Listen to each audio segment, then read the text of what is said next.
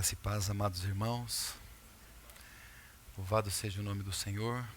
Bendito seja o nome daquele que nos reúne e que Ele tenha toda a liberdade no nosso meio, através do seu Santo Espírito, para falar aos nossos corações. Nós nos abrimos a Ele nessa noite. Abrimos os nossos corações, nossos ouvidos espirituais, para que, de fato, possamos ser transformados pelo falar do Senhor. Amém? Vou pedir para os meus irmãos abrirem no livro de Atos dos Apóstolos, capítulo 1. Atos dos Apóstolos, capítulo 1. Eu quero ler 3 versículos deste livro. Sabemos que é um livro muito conhecido por muitos irmãos. Sabemos que é um livro estudado, muito estudado. Um livro extremamente importante, fundamental para a compreensão de muitas doutrinas e bases, em especial nas epístolas. Sem esse livro, certamente, muitos ensinos do Senhor, muitas doutrinas do Senhor ficariam obscurecidas. Então, com a ajuda do Senhor, do Espírito Santo, que nós possamos tomar aqui algumas porções e meditar naquilo que o Senhor deseja falar aos nossos corações aqui essa noite. O primeiro versículo é o versículo 1, que diz assim: O primeiro tratado fiz, ó Teófilo, sobre tudo que Jesus começou, tanto a fazer como a ensinar. Versículo 8: Mas recebereis o poder, quando vier sobre vós o Espírito Santo, e sereis minhas testemunhas, tanto em Jerusalém, como em toda a Judéia e Samaria, e até a última parte da terra. Vamos para o capítulo 15. Capítulo 15, versículo 14.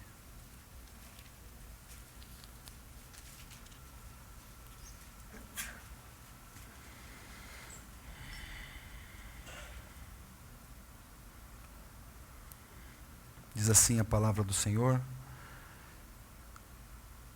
Vou pedir para os irmãos, para a gente ler também o 13, tá? Pegar esse contexto.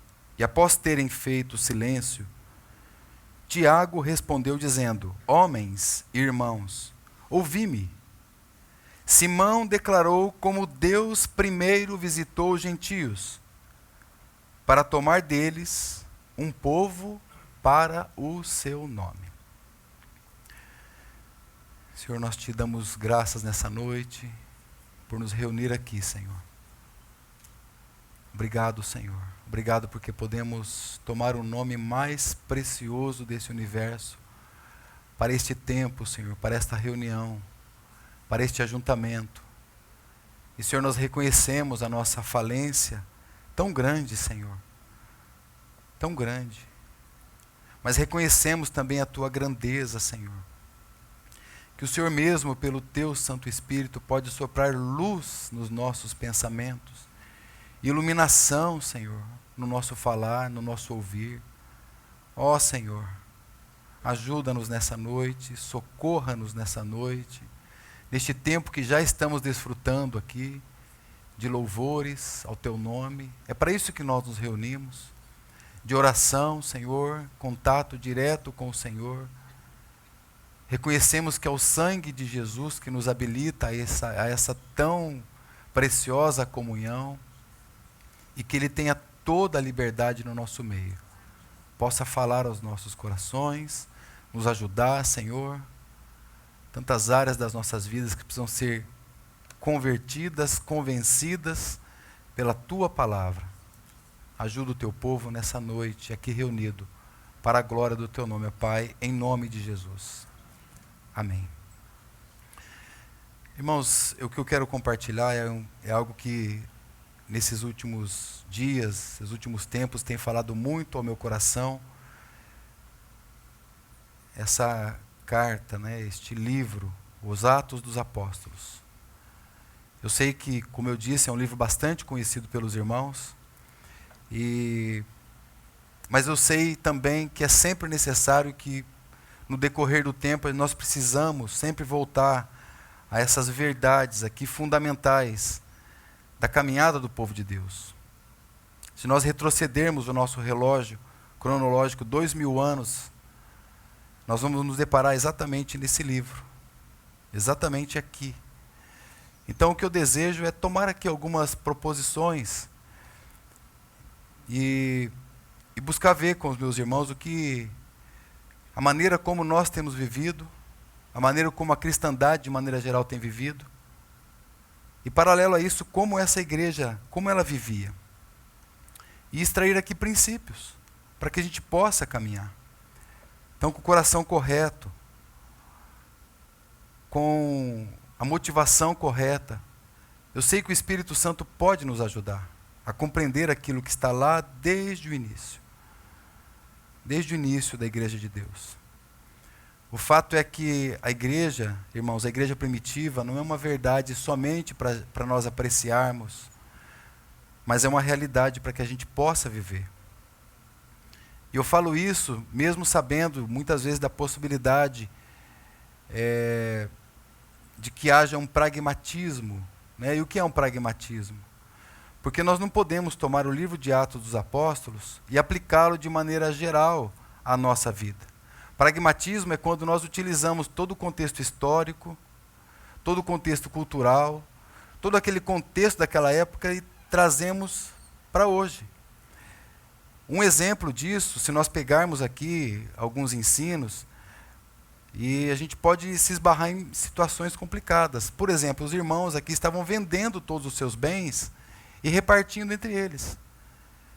Nós descobrimos que o livro de Atos dos Apóstolos não é um livro doutrinário, mas ele é um livro histórico. É o único livro histórico do Novo Testamento. Então, se nós tomarmos isso, por exemplo, como algo doutrinário, certamente nós vamos nos esbarrar em problemas. O fato é que aqueles irmãos, eles sabiam que eminentemente eles estariam passando por espoliação, eles seriam espoliados dos seus bens, seriam espalhados por toda a terra. Então, talvez esse deve ser o nosso coração, de saber que em breve nós não estaremos aqui. Então são princípios que nós devemos tomar, e não todas as práticas aqui e tratá-las de maneira doutrinária. Não é esse o objetivo desse livro de Atos dos Apóstolos. Mas há um risco sim, irmãos, de nós fugirmos dos fundamentos básicos que estão nesse livro. Os irmãos conhecem uma dinâmica que se chama telefone sem fio, né? Então, se eu falo algo aqui para a nossa irmã, então ela vai passando para outro. Então, quando chega lá no último, por exemplo, a gente sabe que vai sair alguma coisa que não tem nada a ver, né? Ou se tiver alguma coisa a ver, é muito pouco a ver. Então, o fato é que a verdade ela pode ser diluída com o passar do tempo. Então, por isso que nós precisamos muitas vezes voltar aqui. E há um estudo da psicologia social, estudo da comunicação, estudo da mídia, que eles dizem que uma mentira contada várias vezes, ela se torna uma verdade. E é claro, né, irmãos, aqui nós estamos diante da verdade da palavra de Deus. Mas muitas vezes o que nós estamos ouvindo não é uma mentira, talvez é exagero dizer assim, mas uma verdade que está diluída. E há ainda um outro ensino chamado a doutrina do primeiro contato. Então, aquilo que nós temos contato pela primeira vez, muitas vezes aquilo vai começar a marcar o nosso coração. Então, o que nós precisamos? Da verdade da palavra de Deus. E nos voltarmos à essência da Escritura. Então, esse estudo que fala que uma mentira contada várias vezes, ela se torna uma verdade, ela chama o efeito da verdade ilusória.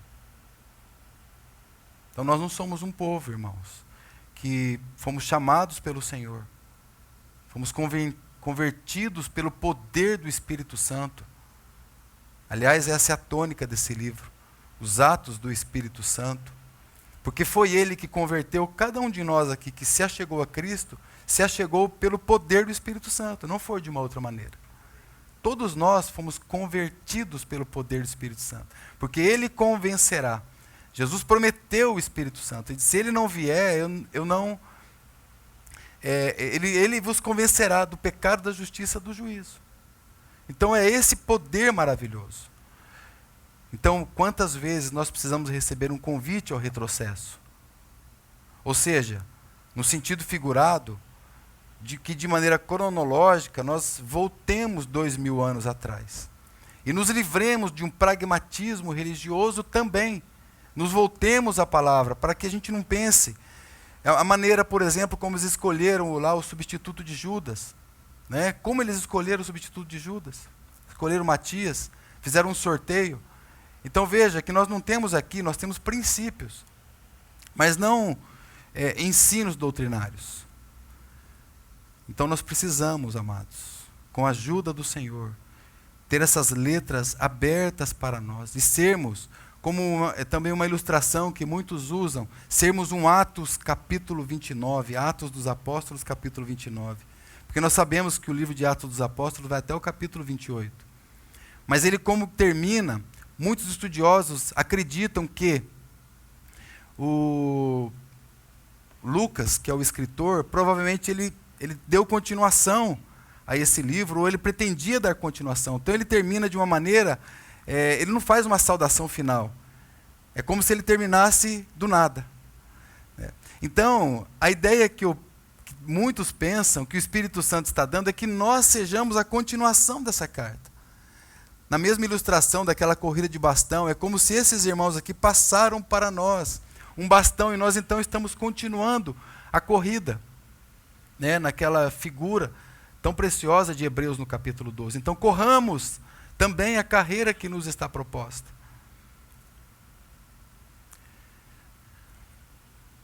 Na caminhada, irmãos, muitas vezes, talvez você esteja passando por isso agora, nós vamos passar por momentos que o nosso coração vai estar mais frio, outras vezes vai estar mais aquecido.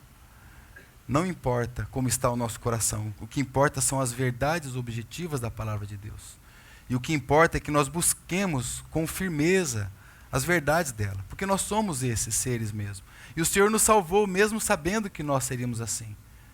E quantas vezes também nós nos vemos numa bifurcação, onde você tem um caminho à direita e um caminho à esquerda, e você fala, e agora, para qual caminho eu vou? Eu estou dizendo isso dentro da nossa caminhada cristã.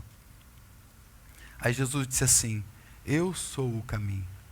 Porque Ele é o caminho do livro de Atos dos Apóstolos. O Senhor, Ele é esse caminho. Tantas opções que podem estar diante de nós, esquerda, direita, seja o que for. O nosso Senhor, Ele é o caminho. Então é para Ele que nós sempre precisamos nos voltar. Quando o Senhor Ele chama os seus discípulos, os seus apóstolos, que estão todos aqui nesse livro, exceto Judas, Ele não deu a eles, irmãos, um conjunto de doutrinas, de ensinamentos. Você não vê Ele fazendo isso. Você vê Ele dizendo, segue-me. E o que nós estamos fazendo dia após dia na nossa carreira de caminhada cristã? Porque há tanto que o Senhor tem que nos ensinar. Então seria muito fácil para Ele, mas não haveria resultados. Ele entregar um conjunto de regras para que aqueles discípulos que se tornariam apóstolos, foram chamados amigos,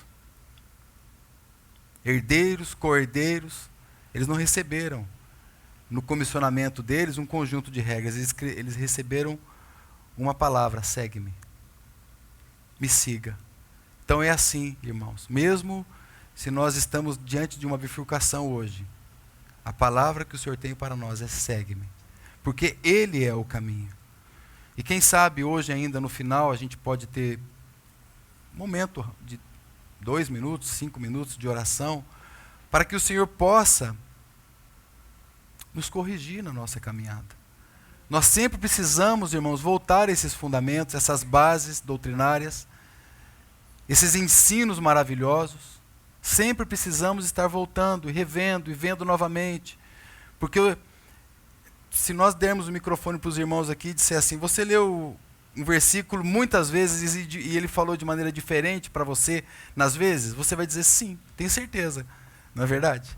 Nós lemos o mesmo versículo que eu já tinha lido há anos né? Você já tinha lido ele há anos, e você chega hoje, ele te dá um novo tom. Então que nós oremos para que o Senhor possa passar revista no nosso meio, corrigir aquilo que Ele tem desejado corrigir em nós, tocar em pontos, em áreas que Ele deseja o crescimento nosso. Irmãos, voltemos às bases, voltemos aos fundamentos. Sobretudo, irmãos, que haja nos nossos corações um desafio, porque hoje a gente vê muita gente buscando uma igreja. Pode ser exagero, muita gente buscando uma igreja? Poderia corrigir minha frase e dizer, algumas pessoas eu tenho visto buscar uma igreja. Se for, depende da proporção que você considerar aí, você pode dizer que é muita gente buscando uma igreja. Mas poucas pessoas estão desejando ser uma igreja bíblica. Poucas pessoas estão desejosas de fato ser relevantes no seu chamado. Então hoje, irmãos, que nós possamos buscar isto, viver para a honra, para a glória do Senhor, e não sermos contados com a cristandade. Aqui, neste livro, é a primeira vez que os irmãos, os cristãos, são chamados assim, de cristãos. Eles foram chamados aqueles que eram do caminho, muito provavelmente por causa do texto de João 14 que eu citei para vocês. Jesus disse, eu sou o caminho. Então eles perseguiam a Jesus. Mas aqui eles foram chamados a primeira vez de cristãos. Agora há um termo pejorativo que está sendo atribuído aos cristãos de maneira geral, que é o termo cristandade. E quem são esses da cristandade? Poderíamos simplificar e dizer que foram aqueles que se perderam no meio do caminho, que tomaram o seu bastão, que receberam o seu chamado, e de alguma maneira o telefone sem fio chegou para ele com informações incorretas. E muitas vezes, por todas as situações do cotidiano, é mais fácil eu colocar no piloto automático e não me atentar para as verdades que temos ouvido, como o nosso irmão fez aqui a abertura. Então, irmãos, o pentecostalismo é mais ou menos a maneira como o apóstolo Paulo vivia. A diferença é que ele não era cristão. Mas hoje você tem o cristão que vivia da mesma maneira como Paulo de Tarso era, uma visão mundana ligado ao cristianismo, uma visão política ligado ao cristianismo, uma visão social, uma visão cultural, uma visão militar ligada ao cristianismo. A diferença é que ele não era um cristão, mas quando ele se tornou um cristão, ele ficou cego. E ele ficou cego justamente para todas essas coisas, porque ele viu o Senhor. Ele viu algo muito maior do que tudo aquilo que ele via e enxergava. E paralelo a isso, os cristãos, os estudiosos consideram que o apóstolo Paulo, claro que ele era um homem de muita proeminência no meio, mas que ele tinha muitas posses. E que muito provavelmente, irmãos, aqui são estudos paralelos, muito provavelmente ele tinha muitas posses. E ele foi espoliado por causa da sua fé. Mas ele disse assim, para mim eu nada considero, tudo para mim é um refúgio, para ganhar a Cristo, por causa da sublimidade de Cristo, por amor de qual eu perdi todas as coisas, e considero tudo como refúgio, por causa de Cristo. Então é essa visão que precisamos nós ganhar também. Porque quando nós temos a visão de Cristo, precisamos ficar cego para tudo aquilo mais que não é Cristo. E buscar em primeiro lugar o reino de Deus e a sua justiça. E todas as demais coisas são acrescentadas para nós. Mas o problema, irmãos, é que quando a igreja saiu de Jerusalém, e até o capítulo 7, capítulo 8, o contexto se passa mesmo em Jerusalém. Então, quando a igreja vai avançando, e digo para vocês que depois do livro de Atos dos Apóstolos, quando ela foi para a Grécia mesmo, um escritor chamado Richard Halverson, ele diz que quando a igreja foi para a Grécia, ela se tornou uma filosofia. Depois a igreja se mudou para Roma e se tornou uma instituição. Logo depois a igreja mudou para a Europa e se tornou uma cultura. E quando a igreja chegou na América, ela se tornou um negócio. Então é isso que foi acontecendo no decorrer dos tempos. E a gente muitas vezes não nos demos conta do que realmente de fato aconteceu. Mas a minha pergunta, depois que eu li isso, e a igreja na minha casa, como ela está? Porque, irmãos, é ali que começa. É ali que nós começamos. É ali que o Senhor deseja encontrar um culto a Ele. E por extensão, então, o seu povo. Porque a igreja tem se tornado, no nosso país, inclusive, um negócio. E tem se tornado algo que tem deplorado a fé e o testemunho de Deus. Então, o apóstolo Paulo, quando ele foi convertido, irmãos, ele achava, até então, que ele estava fazendo um grande negócio para Deus, uma grande coisa para Deus. Ele estava fazendo algo, digamos assim, a motivação dele estava correta, fazendo as coisas todas erradas. Então, que nós possamos aqui caminhar e, com a motivação correta, né, ministrada pelo Espírito Santo aos nossos corações, também começar a caminhar de acordo com aquilo que o Senhor tem nos chamado. Porque, irmãos, tomando aqui uma frase emprestada do nosso Senhor, fora do contexto, né, o Senhor Jesus disse em 2 ocasiões, mas não era assim no princípio. Ele fala isso no contexto, falando lá para os fariseus a respeito do divórcio, dizendo que o divórcio não era o plano original de Deus e que aquilo não estava na mente de Deus. Então, em Mateus capítulo 19 e Marcos capítulo 10, ele está dizendo, mas não era assim no princípio, né? Falando a esse respeito. E falando do relacionamento do marido e da esposa. E eu tomo essa frase emprestada para pensar no relacionamento de Cristo e da igreja. Porque não era assim no princípio também. Não era como nós estamos vendo. É da maneira como Deus disse que precisa ser. Com respeito a Cristo, que é o esposo, e com respeito à igreja, que é a sua esposa, o noivo e a noiva, conforme a gente vê de uma maneira maravilhosa e figurada lá no livro de Cantares de Salomão, ele é o noivo e a igreja é a noiva. Porque a igreja de Deus, irmãos, nunca foi uma organização, uma instituição, uma denominação, um corpo clerical.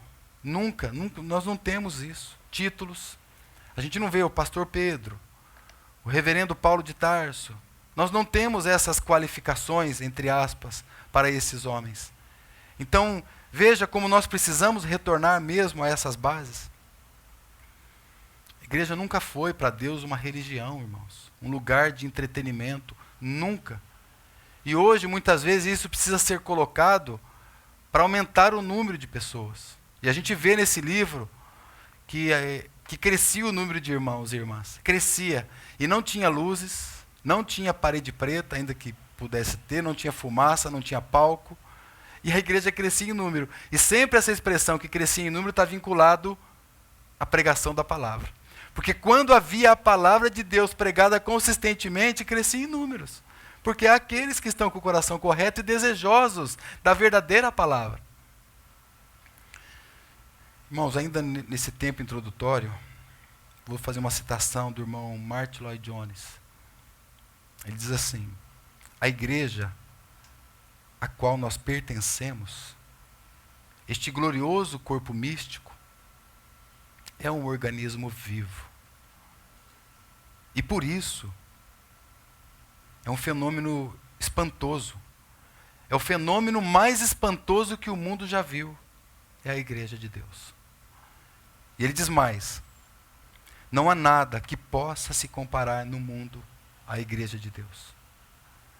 Todas as maravilhas desse mundo se empalidecem diante da beleza da igreja, segundo a mente e o propósito de Deus. Os irmãos entendem? Percebem a grandeza e a profundidade de algo que nós estamos tocando? Não é algo que nós vamos, é algo que nós somos. Estamos aqui como igreja de Deus, como povo de Deus. Sim, irmãos, lugar de pessoas imperfeitas, é verdade. Mas Deus pensou que deveria ser dessa maneira. Reuniões, estudos da palavra, sendo aperfeiçoados. Sim, lugar de pessoas imperfeitas, mas lugar de pessoas que estão sendo santificadas, aprendendo, desejosos de ter tempo uns com os outros. Afinal, Nem vou pedir para você olhar do lado. Poderia fazê-lo, mas é com esse irmão que está do seu lado, com essa irmã que está do seu lado, que você passará a eternidade. É com ele, é com ela. E quando você chegar lá no céu, eu não sei se você vai procurar quem que é o Pedro. Às vezes a gente fala, né? Quem que é o Paulo aqui? Não. Você vai querer saber, cadê o meu irmão que eu me reunia lá, onde ele está? Você vai procurar por este irmão. Eu creio que são desses irmãos que você irá se lembrar. E quem sabe você vai se abraçar ali e vai buscar se lançar aos pés de Jesus naquele tempo. Porque a nossa visão está muito distorcida, tão clerical, tão organizacional, tão institucional. Então que o Senhor nos ajude, irmãos, porque Ele disse assim, eu edificarei a minha igreja. Ele que está edificando a sua igreja. Então nós não temos dúvida de quem está edificando. Mas a nossa certeza é se nós estamos fazendo parte dessa edificação. Precisamos ter essa certeza, essa convicção no coração. E não juntar multidões e plateias para homens que estão buscando para si títulos, cargos, lugar de preeminência.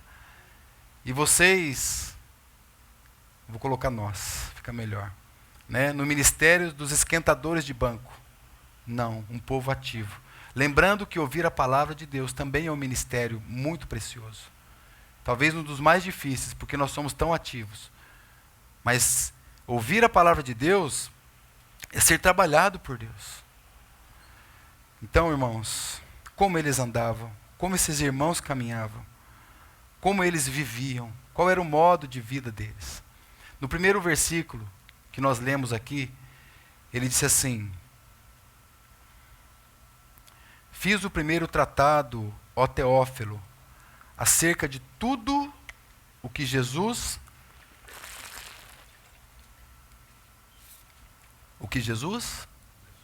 começou não só a fazer, mas também a ensinar.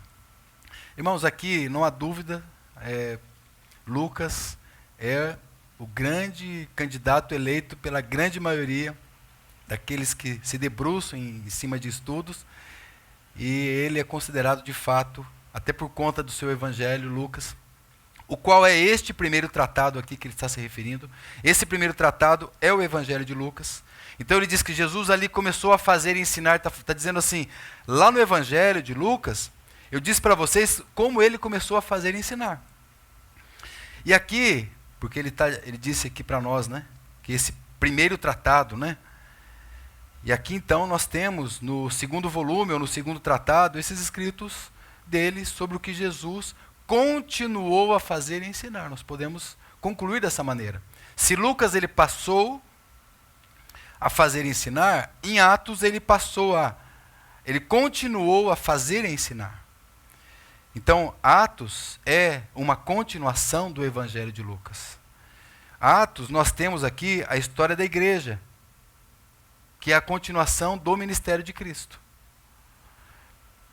E essa carta está destinada a esse Teófilo, né? Que é um nome próprio, que também é citado lá no Evangelho de Lucas. Então não há indícios claros de que seja uma intenção simbólica, porque alguns consideram que essa expressão Teófilo, que é um prezado leitor ou querido leitor, não, é de fato uma pessoa, e o seu sentido no grego é aquele que ama a Deus. Né? É o nome desse irmão que estava recebendo esse tratado, essa carta. Ou ao amigo de Deus. Né? Então, é como se nós abríssemos isso aqui para nós e o Espírito Santo estivesse dizendo assim para você: amigos de Deus, queridos de Deus, é para vocês que eu estou escrevendo esse tratado. Vocês que amam a Deus, vocês que desejam a Deus, então tomem essas letras aqui. Então, irmãos, como eu disse, são textos para nós aqui descritivos, não são textos doutrinários, não são textos normativos. Mas nós aprendemos aqui grandíssimas lições neste livro. E eu quero começar, então, com algumas marcas que nós vemos nesse livro, que foi, de fato, até o título, né, do compartilhar dessa noite. As marcas no no livro de Atos dos Apóstolos. E a primeira marca, irmãos, que nós vemos aqui, está relacionado com esse versículo 8 que nós acabamos de ler. Porque ele disse que vocês receberão o poder quando vier o Espírito Santo. Então, esse Espírito Santo aqui é o que marca poder, é o que marca presença, é o que marca atuação durante todo o livro. E é muito interessante que o nome tradicional não era Atos dos Apóstolos. Esse não é o nome original deste livro. A atribuição, na verdade, dada pelos primeiros pais da igreja, era que esse livro se chamava Os Atos do Espírito Santo. Também o Evangelho do Espírito Santo. Eram os nomes originais, eles davam assim, esse nome, os primeiros pais da igreja, né? Então, essas eram as expressões mais antigas. Atos dos Apóstolos, esse nome veio bem depois. Né? E, claro, tem um sentido secundário, porque não está se tratando proeminentemente dos Atos dos Apóstolos, até porque os mais citados aqui são Pedro e Paulo, os que são mais citados. Então, não seria, digamos assim, os Atos dos Apóstolos. Então, mas o fato é que esses títulos, eles podem nos ajudar, né? Esses títulos paralelos, digamos assim, esses títulos originais, eles nos ajudam, então, a ter uma compreensão maior. Por exemplo, um título que também poderia ser sugerido aqui, a história do poder de Deus entre os apóstolos. Outro título, os Atos de Jesus e do Espírito Santo. Mas o nome atribuído aos Atos dos Apóstolos, a gente não precisa debater essa matéria, não altera em nada tudo aquilo que nós temos aqui. O fato é que a gente precisa ver justamente isso, irmãos, do início ao fim, que o Espírito Santo é essa força, é esse poder, é essa pessoa viva que dirige todos os movimentos da igreja primitiva. Então, irmãos, vejamos, poder, presença e atuação do Espírito Santo. Este texto que nós lemos, mas recebereis poder, em outras versões, mas recebereis virtudes. A palavra é dunamis, né, que significa justamente, vocês vão receber força. Vocês vão receber uma habilidade que eu vou dar para vocês. Uma ousadia das quais vocês não tinham antes. Estou traduzindo aqui o significado dessa palavra. Vocês vão ter um poder moral e uma excelência de alma. Essa palavra significa todas essas expressões que eu coloquei. Vocês vão receber um poder moral para a santificação. Recebereis o poder do Espírito. E aqui é o Espírito Santo. A palavra é pneuma, né, que originou a palavra pneumático, que é um sopro. E foi assim que aconteceu. Lá em Atos, no capítulo 2, veio um som do céu, um vento impetuoso. Né? Então foi o Espírito Santo, né, o pneuma. Esse pneuma, que é essa terceira pessoa da Trindade, é o coigual e coeterno com o Pai e com o Filho. Então vocês receberão essa virtude, esse poder do Espírito Santo, que há de vir sobre vocês. E vocês me serão as minhas testemunhas. A palavra aqui é martus, ou seja, que vem da palavra marturel, que significa mártires. Em outras palavras, fiquem tranquilos, eu vou dar poder para vocês morrerem por causa do meu nome. Eu vou dar poder para vocês serem mártires. Tanto que quando os discípulos eles eram açoitados, você vê isso aqui no livro de Atos, eles saíam alegres e felizes. Eles falavam assim: estamos sendo açoitados e perseguidos, glória a Deus, porque estamos perseguidos por causa do nome de Jesus. Então o poder que eles tinham era o poder que eles receberam do Espírito Santo, para ser testemunhas. E a outra expressão dessa palavra martus são aquelas pessoas que jamais negam a sua fé a despeito de circunstâncias. Vocês serão as minhas testemunhas. Então, irmãos, esse Espírito Santo era essa parte vital na vida da igreja, toda a capacitação desses irmãos para viverem vidas transformadas, para testemunharem, para operar milagres, para viverem, para pregar corajosamente, vinha do Espírito Santo de Deus. Vocês receberão poder, vocês serão minhas testemunhas.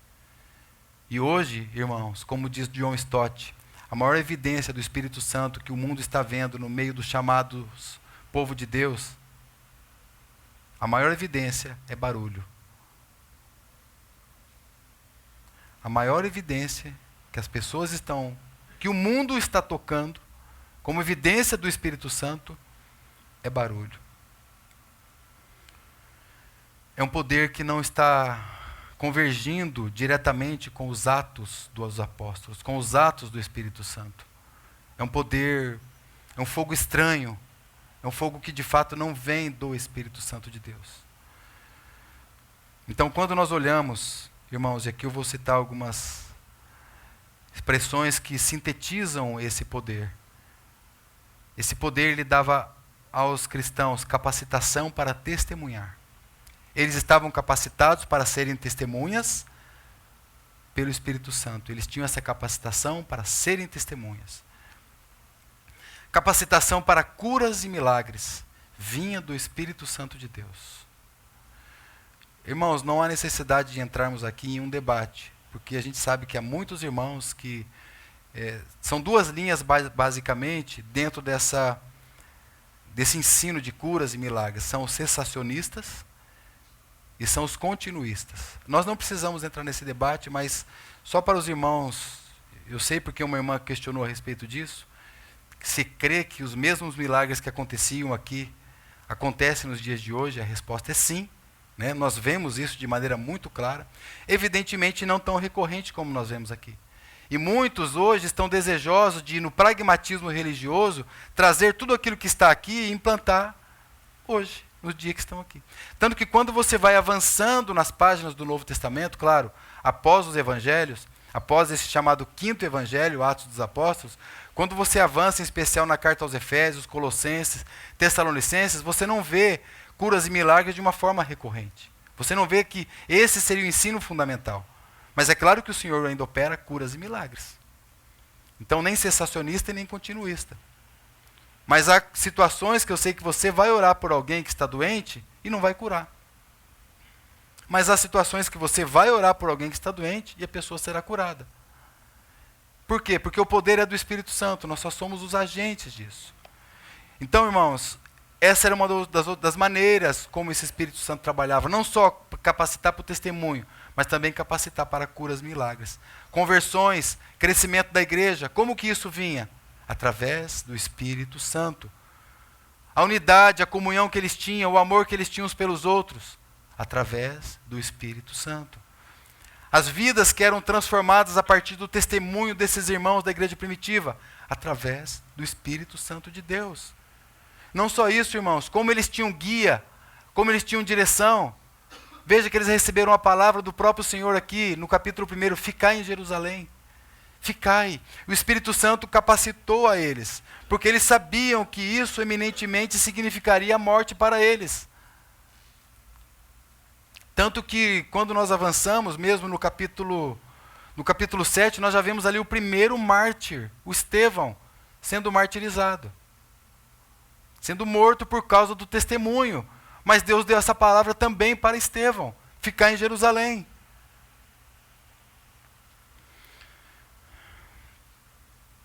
Guia para a condução das nossas vidas. Será que a gente pode se lembrar, meus irmãos, de acordar pela manhã e orar assim: Espírito Santo, o que nós vamos fazer juntos hoje? Irmãos, sem pragmatismo, no seu trabalho mesmo, na tua realidade, na tua vida, no teu cotidiano. Espírito Santo, o que nós faremos juntos hoje? O que nós iremos fazer juntos hoje? Ajuda-me, Espírito Santo.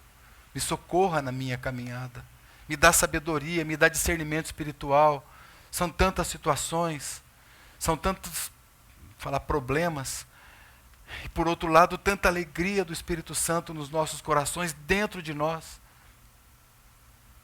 Rios de águas vivas, prometeu o Senhor, fluirão do seu interior. Irmãos, esse era um dos movimentos. Então, essa vida, essa atuação, esse poder do Espírito Santo. Eu vou trazer mais um ponto para os irmãos, e eu até peço desculpas antecipadamente, porque eu vou ser um pouco cansativo aqui, que eu vou citar vários textos, se você quiser anotar, mas alguns eu vou ler. Porque eles viviam uma vida de oração. E eu acrescentei junto da vida de oração, a adoração. Porque tem algo muito lindo aqui. Porque dentro da nossa palavra adoração, tem a palavra oração. Né? Na língua portuguesa a gente tem essa possibilidade. Porque a gente não pode resumir vida de adoração com cânticos. É claro que é uma maneira maravilhosa que nós nos reunimos. Mas nós não vemos muito isso aqui nesses primeiros irmãos.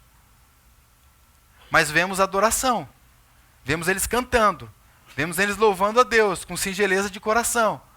Vemos eles, apesar das provas e despeito de tudo isso, se sentirem honrados porque estavam padecendo e sofrendo pelo nome de Jesus. E adoravam. Então eu vou citar para vocês agora textos que vão falar de oração. E junto dessa oração, porque oração é adoração. E vou citar alguns textos que vai nos mostrar isso. Aqui no capítulo 2, versículo 47 mesmo, diz que eles louvando a Deus e contando com a simpatia de todo o povo. Enquanto isto, acrescentava-lhes o Senhor dia a dia os que iam sendo salvos, louvando a Deus. Então você vê que o crescimento da igreja no livro de Atos, através da oração. Atos no capítulo 1 e no capítulo 2, o que nós vemos? Isso, como eu disse, até o capítulo 7, capítulo 8, e o contexto está em Jerusalém. Capítulo 1, capítulo 2, eles estão esperando pela promessa do derramamento do Espírito Santo. E como que eles estão esperando? Em oração. Atos no capítulo 3, você vê Pedro e João indo para o templo, lá em Jerusalém. Qual era o objetivo deles? Houve uma cura no meio do caminho. Mas o objetivo deles era orar no templo. Atos capítulo 4, a igreja orou reunida com Pedro e com João. Quando você avança um pouco mais em Atos no capítulo 4, a partir do versículo 24, os discípulos, após serem ameaçados pelas autoridades ali, eles se reuniram para orar a Deus, pedindo a Deus coragem para, na continuidade do ministério do qual eles foram chamados. Então eles estavam comprometidos também com a qualidade da vida dos irmãos, com a qualidade da vida dos outros. Então eles se reuniam para orar também. E o Senhor, irmãos, estava acrescentando. 120, 3.000, 5.000. O Senhor foi acrescentando, crescia em números. Se for possível, eu vou colocar a palavra ligada ao crescimento. O ministério da palavra ligado ao crescimento. Mas o fato é que o Senhor estava acrescentando. Agora, tem um detalhe aqui que eu queria fazer um parênteses aqui a partir do capítulo 4. Porque começou aqui perseguição. 3 tipos de perseguição. A primeira, perseguição de fora para dentro. O segundo tipo de perseguição, capítulo 5.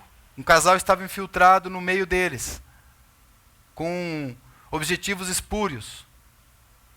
No capítulo 6, havia ali o perigo da distração, a perda do foco.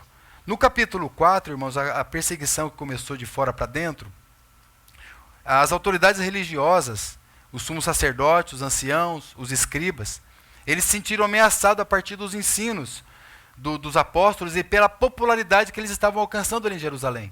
Então o que eles fizeram? Começaram a perseguir a igreja de Deus. Então eles passaram a intimidar. Pedro passou a intimidar João, né? Chamaram eles e exigiu que eles parassem de pregar sobre Jesus. Olha que coisa maravilhosa. Eles acharam que se eles matassem Jesus, o problema já estava todo resolvido. Eles voltariam para o poder, eles voltariam para as mesmas coisas que eles estavam sempre fazendo antes, né? Mas o testemunho do Senhor passou a crescer. A coisa começou a se multiplicar, né? Tudo isso começou a se multiplicar. Então eles começaram agora a se sentir intimidados por causa do testemunho que tinha. Por isso cristãos, né? São os pequenos cristos, aqueles seguidores de Cristo.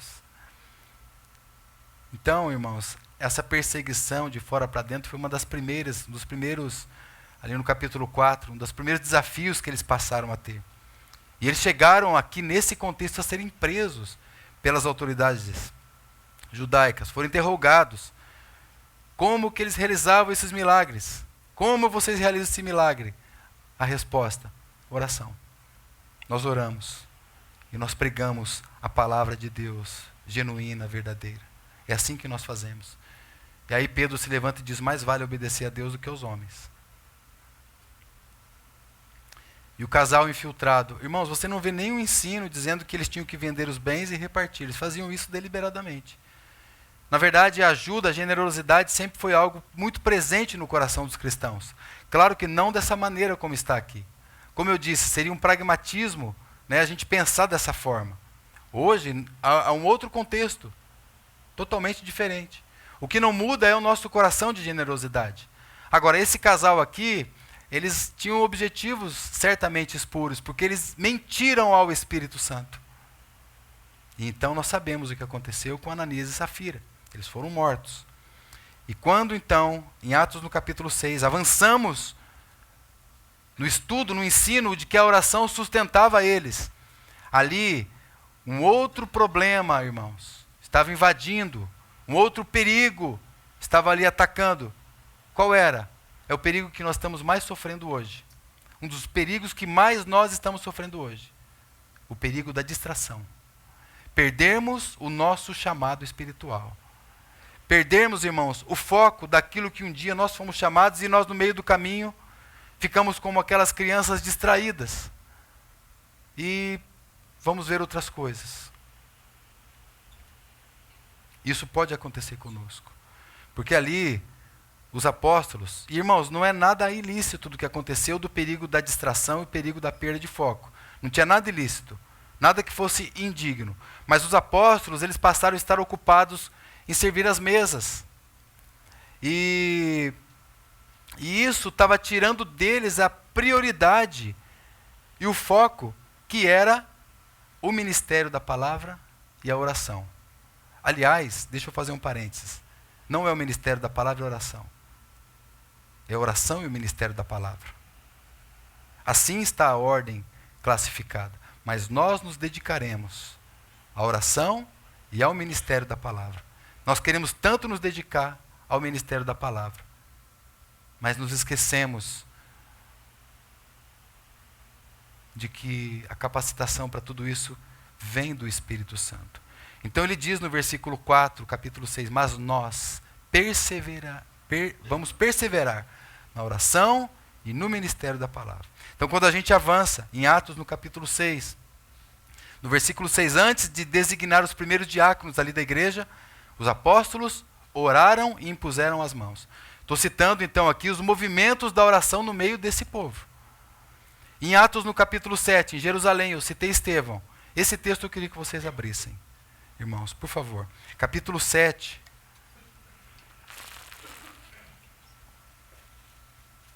Aqui no versículo 55 diz assim: mas Estevão, cheio do Espírito Santo, fitou os olhos no céu e viu a glória de Deus e Jesus, que estava à sua direita.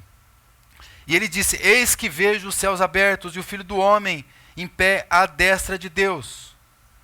Versículo 59. E apedrejaram Estevão, que invocava e dizia: Senhor Jesus, recebe o meu espírito. E o que Estevão fez no momento da sua morte, irmão?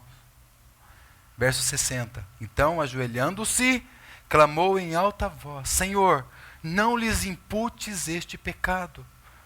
Com estas palavras, adormeceu. Disse que o cristão, ele sabe morrer porque ele sabe viver.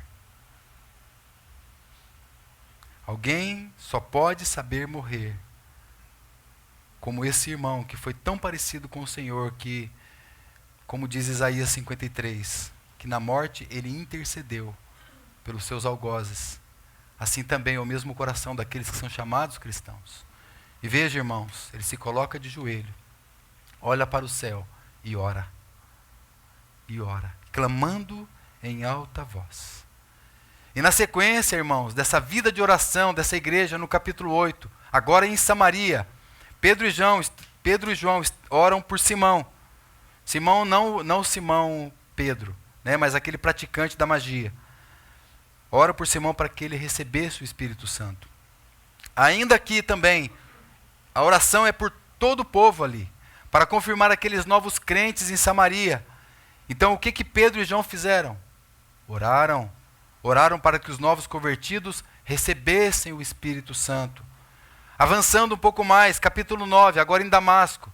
Agora é Saulo de Tarso que entra em cena. Você vê ali que o povo em Damasco está em oração, mas em uma visão, a igreja estava sendo perseguida já aqui. Mas em uma visão, Jesus manda Ananias orar por Paulo, que está há 3 dias em jejum e oração. E Ananias ficou tremendo de medo, porque Paulo nada mais era do que aquele que perseguia, matava, arrastava os cristãos por todos os lados. E ele foi então levado pelo Senhor Jesus numa visão, a orar então aí até Paulo, que estava cego então para todas aquelas coisas daquele mundo, do mundo, e orar, interceder por Paulo.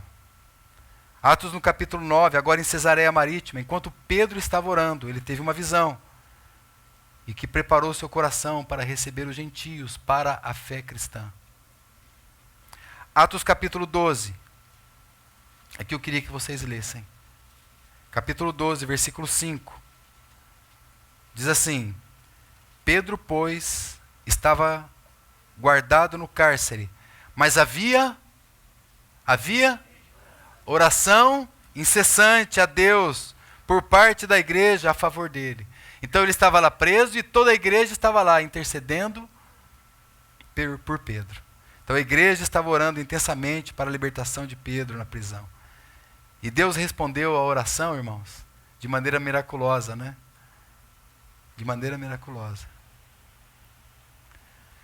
Atos no capítulo 13, avançando, enquanto os profetas e mestres estavam lá em adoração, em jejum, o Espírito Santo instruiu a separar Barnabé e Saulo.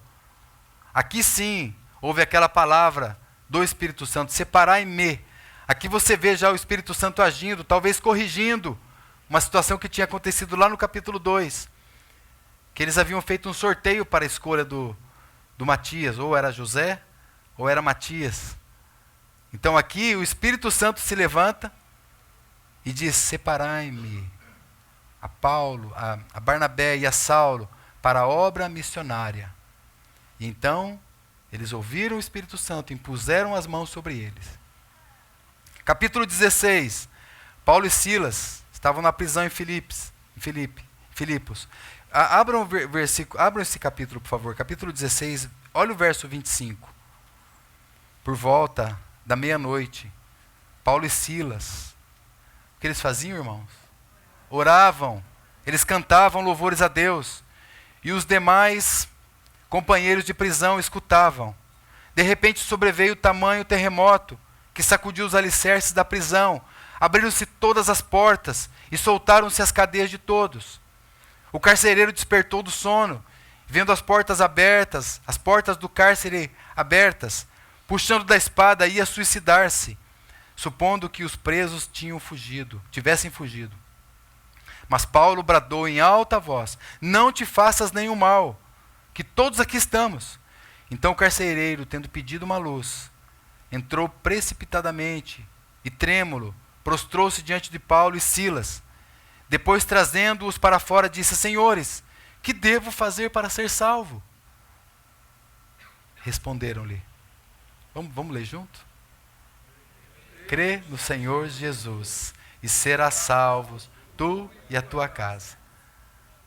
Como o Senhor trabalha ainda hoje, irmãos? Como ainda o Senhor trabalha hoje? Vida de oração. Essa era a força deles. Esse era o poder deles. Crê no Senhor Jesus e serás salvo, tu e tua casa. E olha a resposta. Verso 32. E lhe pregaram a palavra de Deus e a todos os de sua casa. Naquela mesma hora da noite, cuidando deles, lavou-lhes os vergões dos açoites. A seguir, foi ele batizado e todos os seus. Irmãos, preciso avançar. Atos no capítulo 20. Paulo, ao se despedir, uma cena linda aqui. Tenta entrar nessa outra cena de Atos no capítulo 20. Ao se despedir dos anciãos de Éfeso, ajoelhou-se e orou com eles antes de partir. E houve muita tristeza entre eles. Paulo estava se despedindo daquela localidade, estava indo para outro destino. E então, versículo 36, tendo dito essas coisas, ajoelhando-se, orou com todos eles. Veja, irmãos. Então houve, verso 37, grande pranto entre todos, e abraçando-se afetuosamente a Paulo, o beijavam. Verso 38, entristecidos, especialmente pela palavra que ele dissera, que não mais veriam o seu rosto, e o acompanharam até o navio.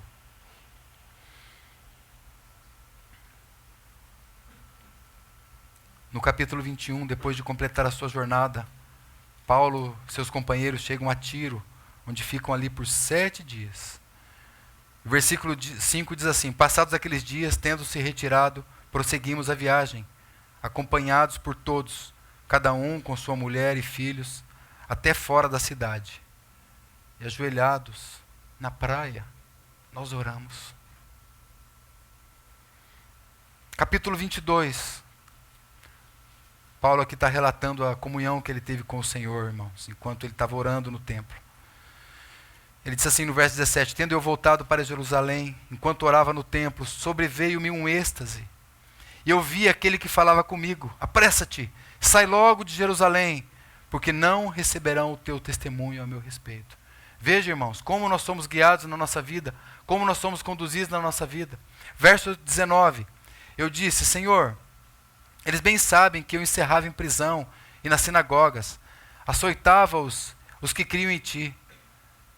Quando se derramava o sangue de Estevão, tua testemunha, eu também estava lá presente. E eu consentia nisso, Senhor. E até guardei as vestes dos que o matavam. Mas ele me disse: vai, porque eu te enviarei para longe aos gentios.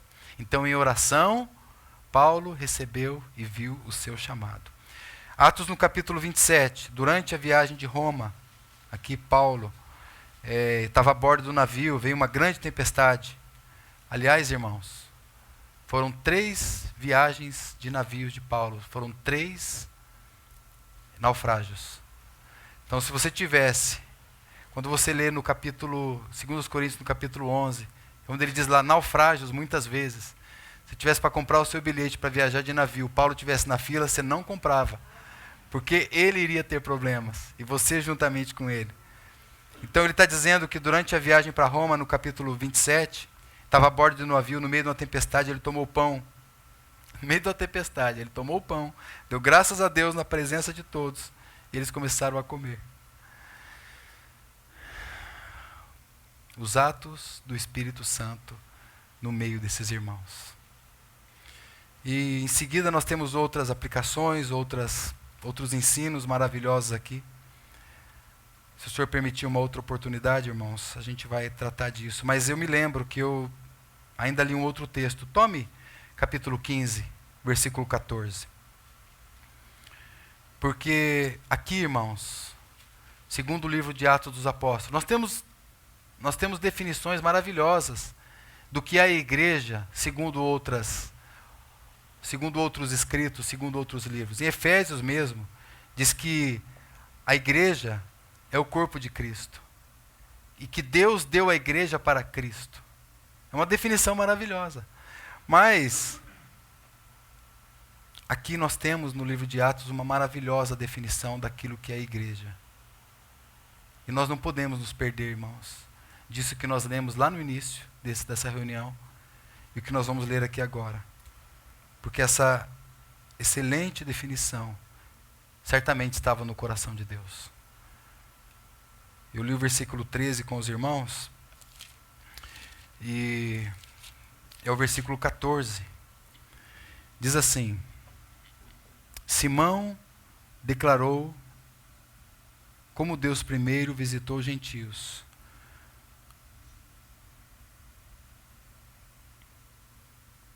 para tomar deles um povo para o seu nome.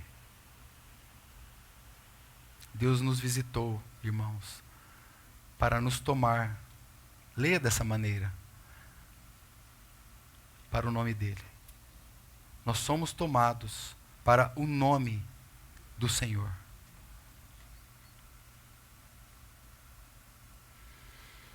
Para tomar deles um povo para o seu nome. E isto aqui é o sentido de igreja, segundo o livro de Atos. Um povo que Deus está tirando do mundo, para que sejam o seu povo e estejam debaixo do seu nome. Amém, irmãos? Que nós possamos não só ter aqui verdades que nós apreciemos, mas realidades que nós possamos viver. Porque o Senhor disse, eu edificarei a minha igreja. Vida de oração, vida de dependência do Espírito Santo. Um só rebanho, um só pastor. Então que a gente possa aceitar da parte do Senhor um convite ao retrocesso. A voltarmos cronologicamente e compreendermos como foi que Deus sempre desejou trabalhar no meio do seu povo. E que Ele encontre no nosso meio um Atos capítulo 29, para o louvor da sua glória. Espírito Santo, o que nós faremos juntos hoje? Vamos deixar aqui, irmãos, nos minutos que ainda nos restam, orar ao Senhor. Os irmãos tenham liberdade de fazer isso. E em seguida, se nós tivermos um cântico, nós vamos adorar ao Senhor juntos aqui, para a glória de Deus. Amém.